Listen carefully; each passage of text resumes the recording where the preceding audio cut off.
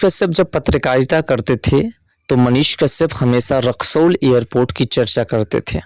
मनीष कश्यप कहते थे कि एक दिन वो पल आएगा जब हम रक्सौल एयरपोर्ट को बनाएंगे। मनीष कश्यप उसके बाद जेल गए और जेल से फिर बाहर निकले। जेल जाने से पहले और जेल से वापस आने के बाद फिर भी मनीष कश्यप ने रक्सौल एयरपोर्ट की चर्चा करनी बंद नहीं की। इसी बीच मनीष कश्यप लोकसभा चुनाव के मैदान में उतर गए। मनीष कश्यप पश्चिमी चंपारण से लोकसभा चुनाव लड़ने का अनाउंसमेंट किया। उसके बाद जनता से दिलासा दिए कि हम रक्सौल एयरपोर्ट को बनाएंगे। रक्सौल एयरपोर्ट को बिहार सरकार से, केंद्र सरकार से जिससे हमें बात करनी पड़े उससे बात कर रक्सौल एयरपोर्ट को बनवाएंगे और साथ साथ पश्चिमी चंपारण के 1 लाख लोगों को रोजगार देंगे। बस पश्चिमी चंपारण की जनता से अपील है कि हमें वह विजयी बनावे। लेकिन कुछ समय गुजरा और उसके बाद मनीष कश्यप ने चुनाव लड़ने से इनकार कर दिया। मनीष कश्यप चुनाव लड़ने से इनकार करने के बाद वह भारतीय जनता पार्टी ज्वाइन कर लिया। इसमें 2 लोगों का अहम योगदान रहा भारतीय जनता पार्टी ज्वाइन करने में। पहला मनीष कश्यप की माता जी और दूसरा मनोज तिवारी जी। ऐसे तो जनता का भी प्यार दुलार रहा। काफ़ी ऐसे लोग हैं जिन्होंने मनीष कश्यप को फुल समर्थन दिया कि आप भारतीय जनता पार्टी ज्वाइन कर लो। मनीष कश्यप जब भारतीय जनता पार्टी ज्वाइन किए, बीजेपी ज्वाइन किए, तो लोगों द्वारा मनीष कश्यप को पलटू, दल बदलू कहा जाने लगा। तो जो लोग दल बदलू कहते थे उसका तो कहना ही गलत था, क्योंकि मनीष कश्यप इससे पहले किसी दल के साथ नहीं थे। तो मनीष कश्यप पलटू भी नहीं कह सकते, क्योंकि मनीष कश्यप किसी पार्टी के साथ नहीं थे और उस पार्टी से हट करके भारतीय जनता पार्टी ज्वाइन नहीं किए। ऐसे मनीष कश्यप पलटू भी नहीं कहला सकते। हाँ, मनीष कश्यप अपने वादे से मुकर गए ये आप कह सकते हैं, लेकिन मनीष कश्यप अपने वादे पर कायम आज भी है। मनीष कश्यप अब भारतीय जनता पार्टी के हिस्सा बन चुके हैं और आपने शुरू में ही वीडियो क्लिप्स देखा जिसमें आपने देखा कि मनीष कश्यप बिहार के बीजेपी प्रदेश अध्यक्ष और वर्तमान के डिप्टी सीएम सम्राट चौधरी जी से बात कर रहे हैं। उसी दौरान मनीष कश्यप ने सम्राट चौधरी जी से सबसे पहले चर्चा की रक्सौल एयरपोर्ट की। उन्होंने बात की कि आप किस तरीके से बिहार का विकास करेंगे जिससे कि बिहार के अंदर अनेकों एयरपोर्ट बन सकते हैं, जैसे कि उत्तर प्रदेश में बना है। तो मनीष कश्यप अब जो अपनी ही सरकार से उसी अंदाज में, जिस अंदाज में वह पहले पत्रकारिता करते थे, उसी अंदाज में वह अब फिर से अपनी सरकार से पत्रकारिता के माध्यम से ही प्रश्न करना शुरू कर दिए हैं। उसने कह दिया कि कैसे आप 2025 विधानसभा चुनाव से पहले बिहार के लोगों को 10 लाख लोगों को रोजगार देंगे। हमने वादा किया था कि पश्चिमी चंपारण के 1 लाख लोगों को रोजगार देंगे। और मनीष कश्यप इस बातों को कहते हैं इसलिए क्योंकि मनोज तिवारी जी भी बगल में बैठे होते हैं।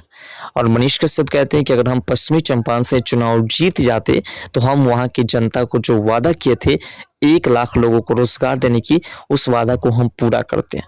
लेकिन जब मनोज तिवारी जी हमें भारतीय जनता पार्टी में ले आए हैं तो अब भारतीय जनता पार्टी का दायित्व है कि वह अब बिहार के 10 लाख लोगों को रोजगार दे।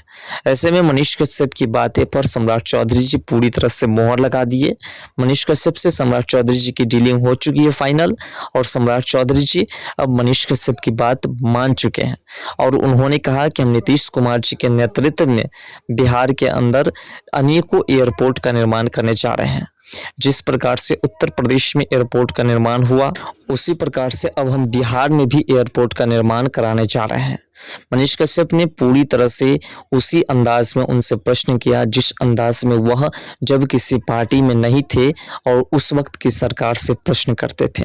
अब सबसे बड़ी बात है कि मनीष कश्यप अगर भारतीय जनता पार्टी ज्वाइन नहीं करते तो क्या मनीष कश्यप वो वादे कर पाते जिस वादे को मनीष कश्यप ने पश्चिमी चंपारण की जनता से किए थे। और उसके बाद जनता मनीष कश्यप से नाराज हो गए क्योंकि मनीष कश्यप ने भारतीय जनता पार्टी ज्वाइन की। तो सबसे पहले आपको बता देते हैं कि मनीष कश्यप निर्दलीय चुनाव लड़ रहे थे और मनीष कश्यप के पीछे तमाम जितने भी विपक्षी दल हैं वो सभी पड़े हुए थे। यानी कि मनीष कश्यप के पीछे जो है खासकर आरजेडी पार्टी के तमाम नेता पड़े हुए थे और वह किसी भी वक्त मनीष कश्यप को फिर से किसी न किसी कानूनी व्यवस्था, किसी कानूनी सहारे को लेकर के जेल में डाल सकते थे। और ऐसे में मनीष कश्यप अगर एक बार जेल चले जाते तो फिर मनीष कश्यप के पास कोई विकल्प नहीं रहता जिससे कि वह बिहार के जनता जनता के या पश्चिमी चंपारण के जनता को कुछ दिला सकते हैं, क्योंकि अब जेल जाते तो फिर निकलना मुश्किल था। आप सोच सकते हैं कि मनीष कश्यप के ऊपर जो धाराएं लगी थी, अगर कोर्ट उस धाराएं को मान लेते, कोर्ट की ओर से उस धाराएं पर जो मोहर लगा दी जाती, तो शायद मनीष कश्यप को जेल से निकलने में कई साल लग जाते हैं। क्योंकि मनीष कश्यप के ऊपर जैसी जैसी धाराएं लगाई गई थी, जिस जिस तरीके के एफआईआर दर्ज किए गए थे, उसके तहत मनीष कश्यप को इतनी जल्दी जमानत नहीं मिलने वाली थी। तो ऐसे में मनीष कश्यप को भारतीय जनता पार्टी ज्वाइन करना, बीजेपी ज्वाइन करके उसका नेता बन जाना और उसके बाद बिहार की जनता के लिए इस प्रकार से मांग करना, ये सबसे बड़ी बात है।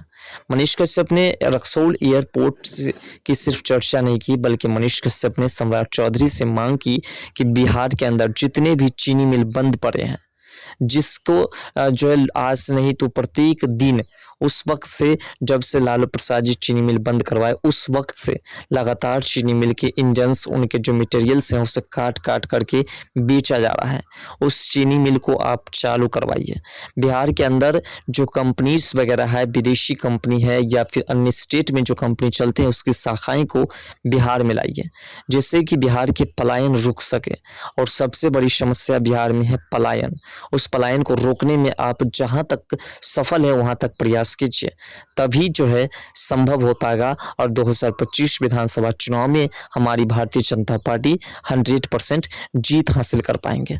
तो दोस्तों, मनीष कश्यप कहीं ना कहीं घुमा फिरा करके जितने भी बिहार के अंदर कार्य होना चाहिए वो सभी करवाने के लिए अपनी ही पार्टी से लगातार जो है प्रश्न करना शुरू कर दिए हैं। मनीष कश्यप जब उस वक्त प्रश्न करते थे तो मनीष कश्यप के ऊपर दबाव पड़ता था, उस जेल के अंदर डाला जाता था।